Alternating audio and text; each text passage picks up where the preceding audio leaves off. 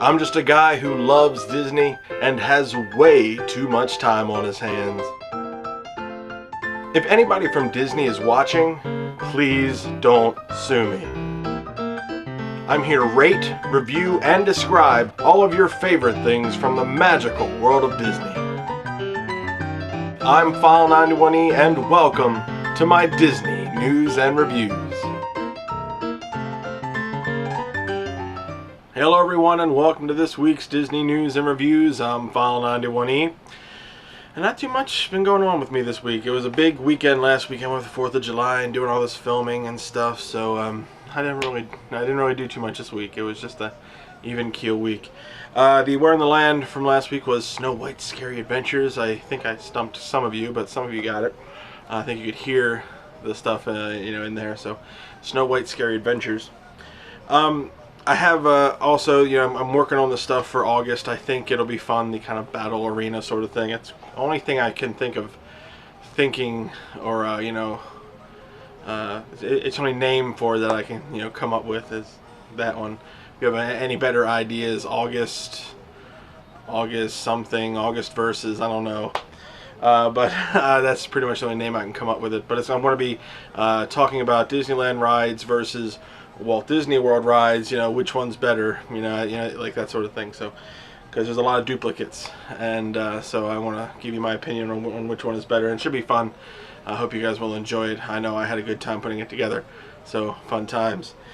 Ant-Man is coming out next week. It's the latest, Disney Marvel flick. I'm really looking forward to it, to see where they go. This is like going to really kick off phase 3 of the Avengers sort of thing.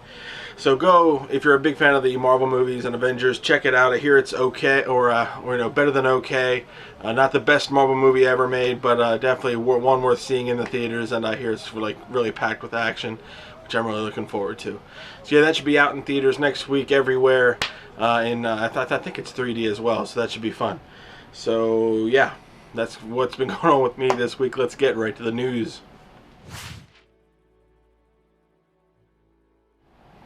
The 4th of July is over, along with all the festivities that came with it. You can, however, watch all the modified fireworks shows right here on YouTube. So if you missed them, give them a look. It's actually really cool. Check out InsideTheMagic.com or Inside the Magic here. They have a really cool, section on that. Disney has opened reservations for the 2015 Candlelight Processional Dining Packages and all that stuff. That's very fun. As part of the holidays around the world at Epcot. Fan favorites such as Neil Patrick Harris, Whoopi Goldberg, Amy Grant, and Joe Morton will all return to do some of the voices, with more celebrities yet to be announced. So if you're a big fan of that, check that out. They got the reservations going. Should be fun. There is new information on a new D-ticket attraction that is coming to the Avatar Land expansion of Disney's Animal Kingdom. While this is yet to be confirmed, it seems that a river ride is in store for Avatar Land. The river cruise will take guests on an indoor ride through the illuminated landscape of Pandora, complete with bioluminescent trees and audio animatronics. That's really cool. I love those kind of slow rides where you can kind of really take stuff in. Should be pretty fun to see what happens. The Tea Traders Cafe has opened in the landing section of Disney Springs.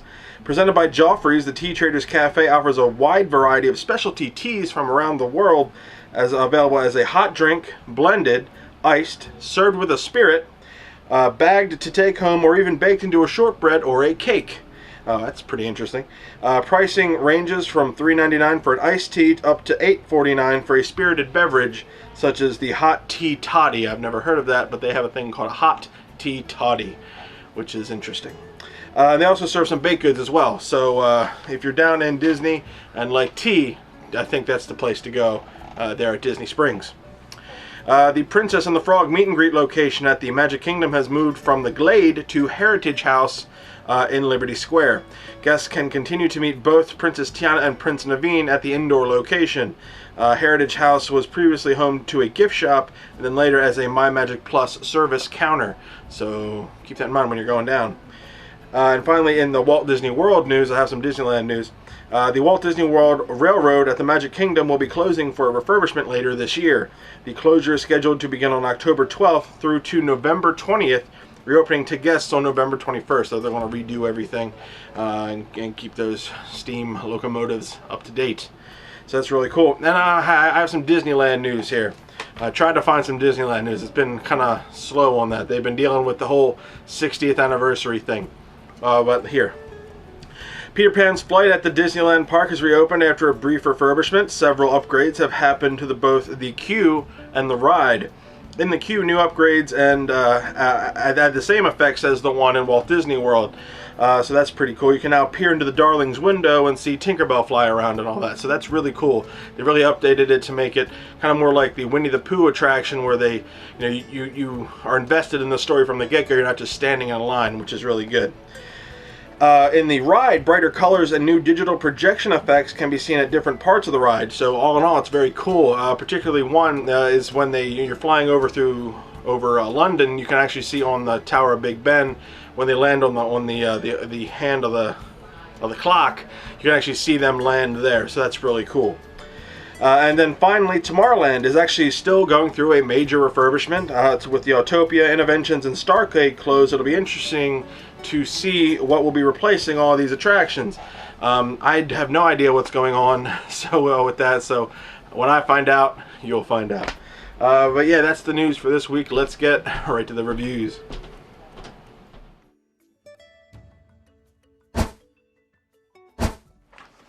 Alright guys, I want to be continuing my summer kind of reviews. I have one that's definitely kind of, for me, a summer themed ride. Kind of takes place, going to theme parks and stuff like that, during the summer. But there's this one that I want to be reviewing, which takes place outside. It's not a very summery ride, but it could be because you get to, you're outside and you enjoy the sun. So the next thing I'm going to be reviewing for you today is the Mad Tea Party, the iconic Mad Tea Party. Now what these guys say, right here, the Mad Tea Party is a midway type spinning ride, a minor attraction, go before 11 a.m. or after 5 p.m. You can make the teacup spin faster by turning the wheel in the center of the cup. Fun, but not worth the wait. So they gave it 2 stars.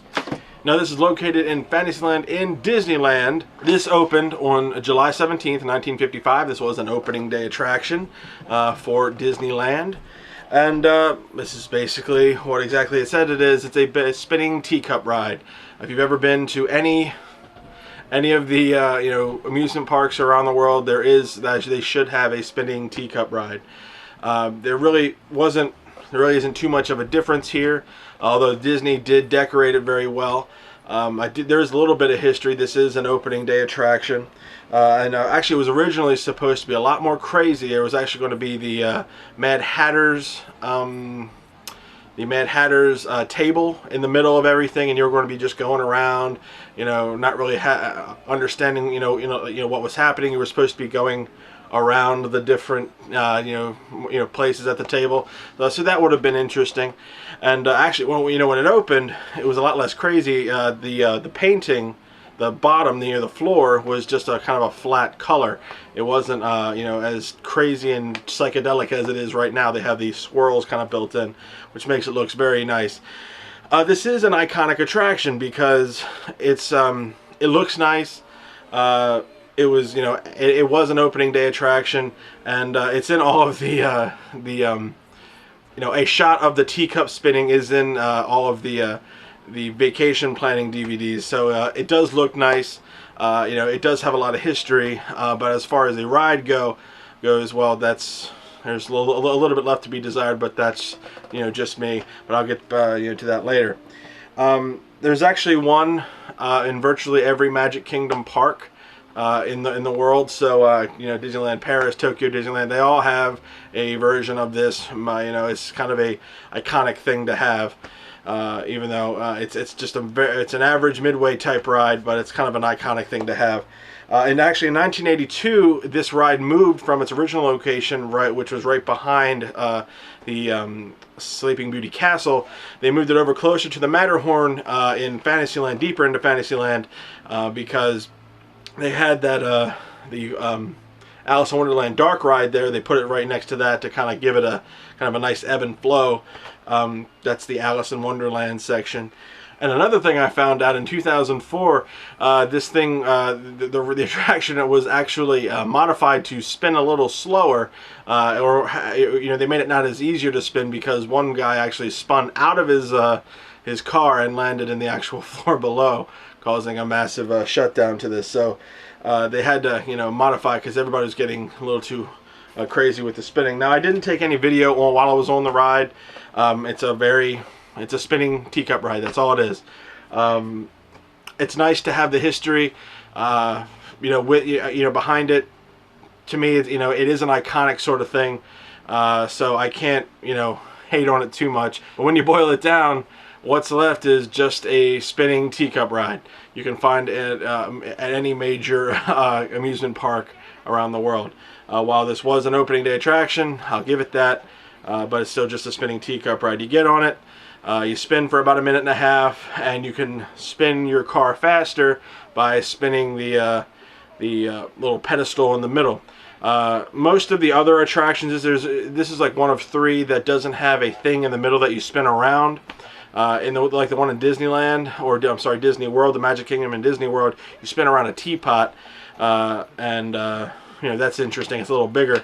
But with this one, it's just you spinning around, and that's pretty much it, as you saw, you know, from the footage that I posted up there.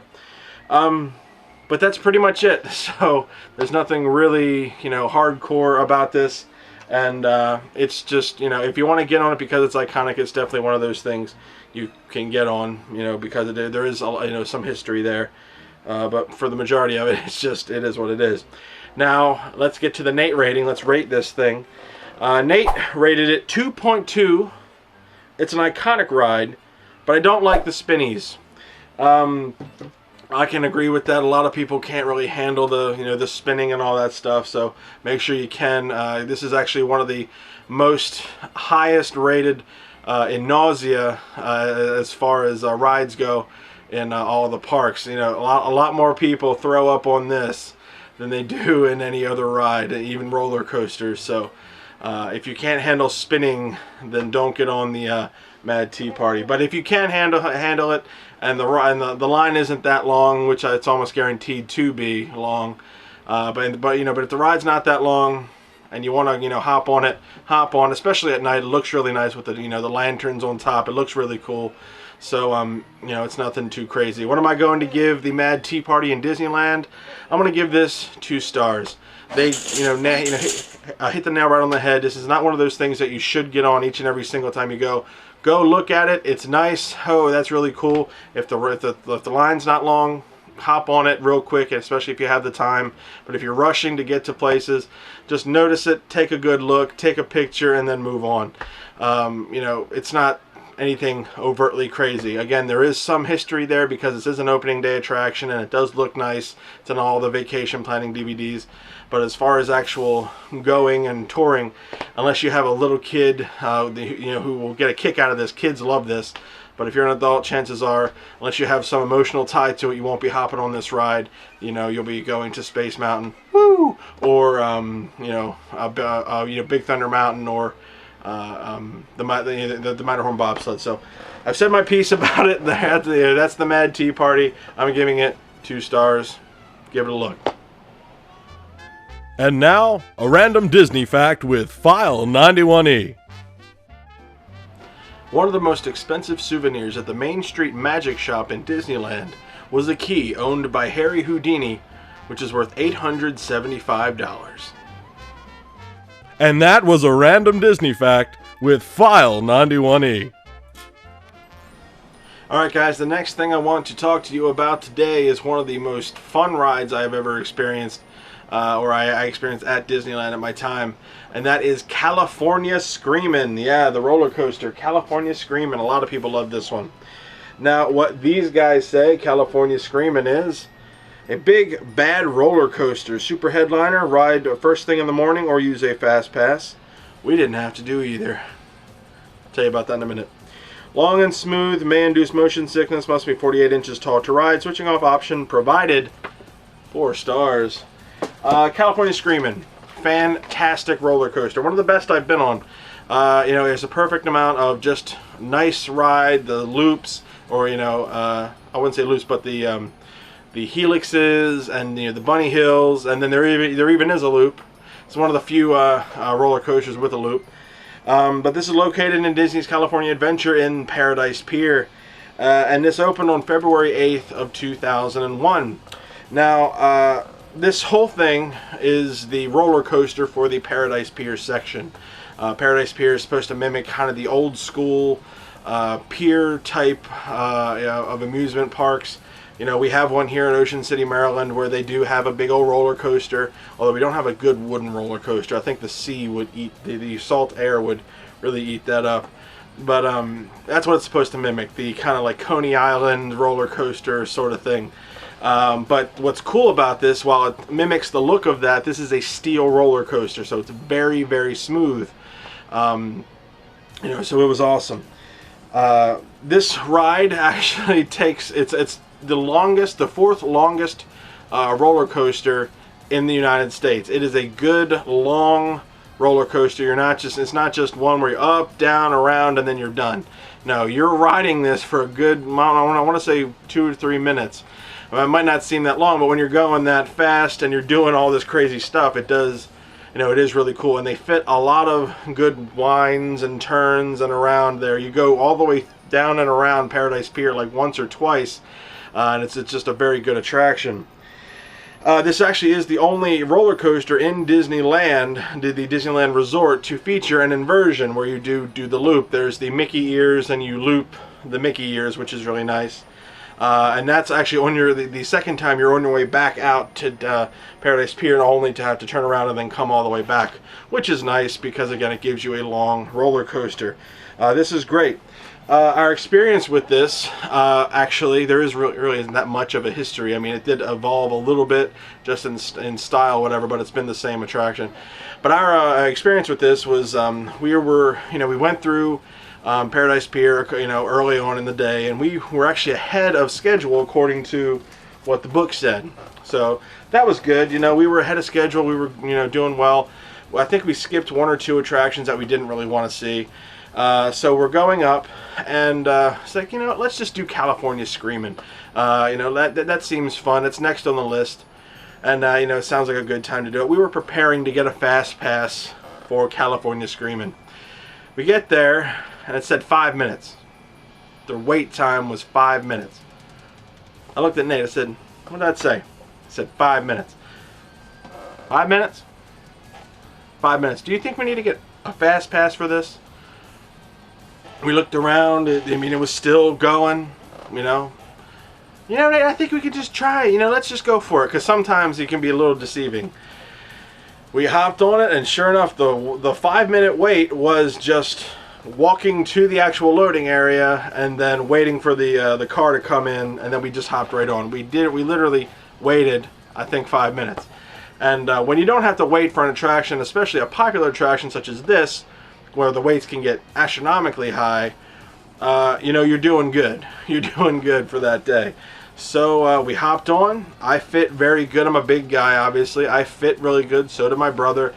Disney does really good with that, especially with roller coasters. You pull the thing down, it locked in a really good amount, so I didn't have to worry.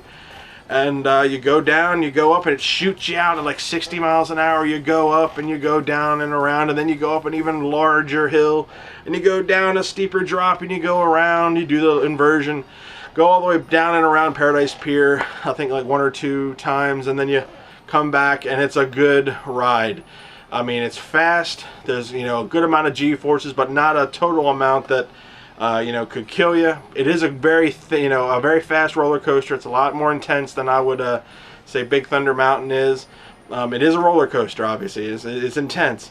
So if you can handle roller coasters, this is, I would say, medium. You know, it's not tame by any means, because there is a couple. There's a loop, and you are pulling some G's, but it's not crazy. It's not like, you know, Volcano and King's Dominion or anything like that. You know, I mean, you know, it is it's not the, you know, the crazy Hyper XLC straight up straight down sort of thing, or the stuff that other, you know, parks need to use to get people to come to them.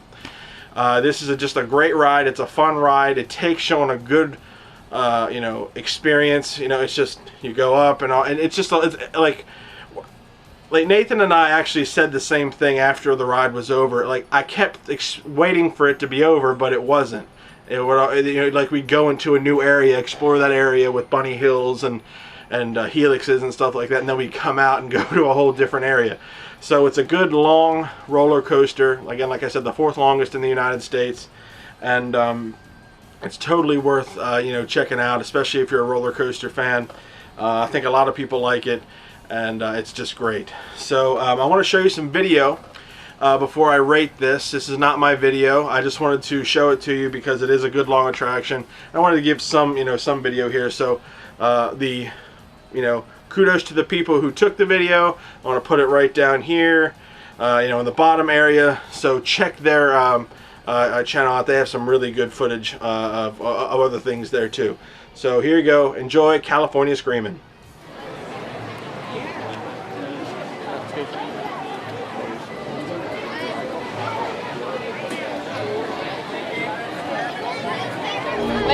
Here you go in 5, 4, 3, 2, 1.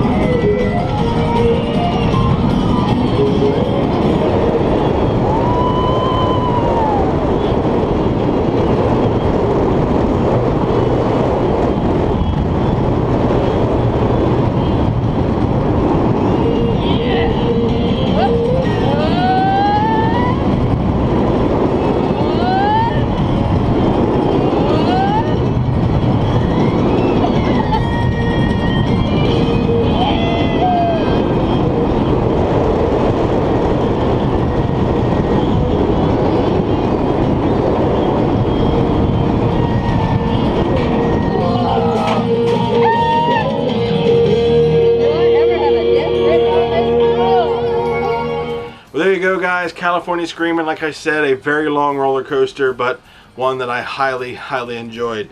Now, here's what Nate says about California Screamin'. 5.1. He went all the way past 5. 5.1. It's a boss roller coaster, especially if you don't have to wait. So that's the whole reason why he gave it 5.1. We didn't have to wait for it, like I said, and we just went on it and had a fantastic time. And I highly urge you guys, check it out. If it's only a 5-minute wait, obviously hop on. 10-minute wait, hop on, or just get a fast pass. And if it's crazy, I know you'll have a great time. So what am I going to give I was going to say the rock and roller coaster. What am I going to give California Screamin'? 5 big stars. It's one of the ones that Nathan and I really enjoyed. The experience was great. They gave it 4, but when you only have to wait 5 minutes, our experience bumped it up a notch. It was great. It was smooth. It didn't break down. Nobody with selfie sticks was taking pictures. It was just a good time. It was a good experience. Just a great experience. So yeah, California Screamin' at Disney's California Adventure in Paradise Pier. 5 big stars. Check it out when you go down to Disney's California Adventure.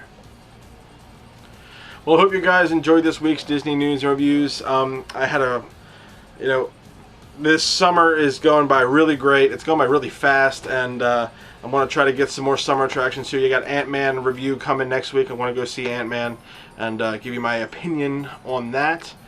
And I think I want to talk about the hotel, I think the week after, and then maybe I'll do like my top 10 snacks or summer treats or whatever it is, maybe for my top 10 at the end of this month. So if you guys have any ideas for a summery top 10, you should let me know, or top 10 water parks or water rides or water experiences, whatever. I'll talk about that. So just give me a couple ideas if you have any. So yeah, that's pretty much it. If anybody from Disney is watching, please don't sue me. I just want people to go to your parks and have a great time. Go check out all the good stuff in Disneyland, Disney World, or wherever you are on the continent, because Disney's everywhere. You know, good stuff there too. Ant-Man's coming out next week, so check that out. I know it's going to be a good one, so if you're into the Marvel stuff, check that one out. And yeah, if you are going to Disney World or Disneyland, be sure to go to allers.net, touringplans.com, www.magic.com for all your latest and greatest Disney news. WaltDisneyWorld.com is good too, along with Disneyland.com. They have all of your pertinent, up-to-date information straight from them at Disney. And I get all my Disneyland stuff from micechat.com. That's a new site that I've been plugging, so check them out. Really good stuff at micechat.com. But yeah, you got last week's Where in the World, and I'm sure you'll get this one. So let's just finish this out and get done with it and move on to another great week in the summer. So I'll see you guys next time for another Disney news and reviews. And guys, where in the land am I this week?